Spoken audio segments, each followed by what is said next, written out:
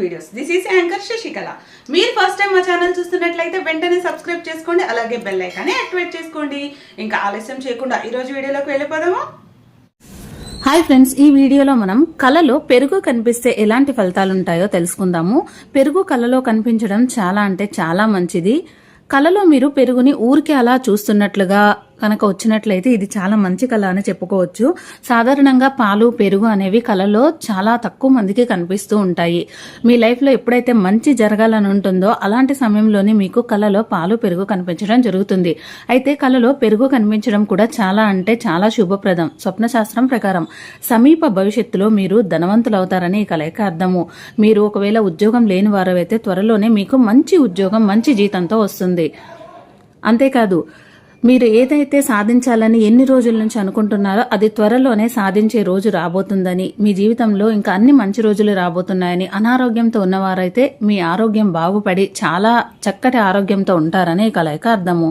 మీ చేతిలో నుండి పెరుగు క్రింద పడినట్లుగా గనక మీకు కలలో చూసినట్లయితే ఇది మంచి కల కాదు. మీకు డబ్బు నష్టం వచ్చే అవకాశం ఉంటుంది. కాబట్టి చాలా జాగ్రత్తగా ఉండండి. మీరు కళలో పెరుగు తింటున్నట్లుగా గనక వచ్చినట్లయితే ఇది చాలా మంచి కళ అని చెప్పుకోవచ్చు.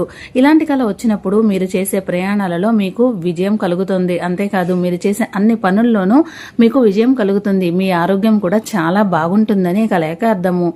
కళలో మీరు పెరుగు కొంటున్నట్లుగా గనక చూసినట్లయితే మీరు చేసే అన్ని బిజినెస్లలో మీకు మంచి లాభాలు చేకూరి మంచి ధన లాభం వస్తుంది. ఒకవేళ కళలో మీరు పెరుగును అమ్ముతున్నట్లుగా గనక చూసినట్లయితే ఇది అంత మంచి కళ కాదు. మీరు ఏ విషయంలోనో అనవసరంగా నమ్మకం పెట్టుకొని నష్టపోతున్నారని ఈ కలయిక అర్థము. ఇలాంటి కళ వచ్చినప్పుడు లైఫ్లో చాలా జాగ్రత్తగా ఉండండి.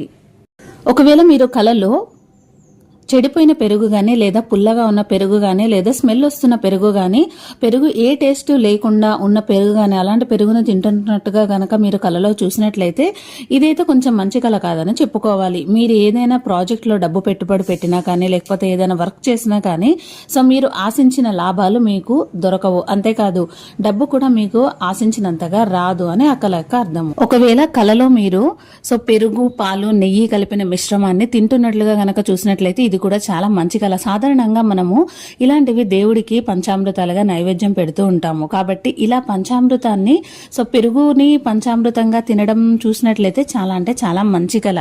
మొత్తానికి పెరుగుని ఏ విధంగా చూసినా సరే భవిష్యత్తులో మీకు చాలా మంచి జరుగుతుంది, ధనలాభం కలుగుతుంది, ఆరోగ్యం బాగుపడుతుంది.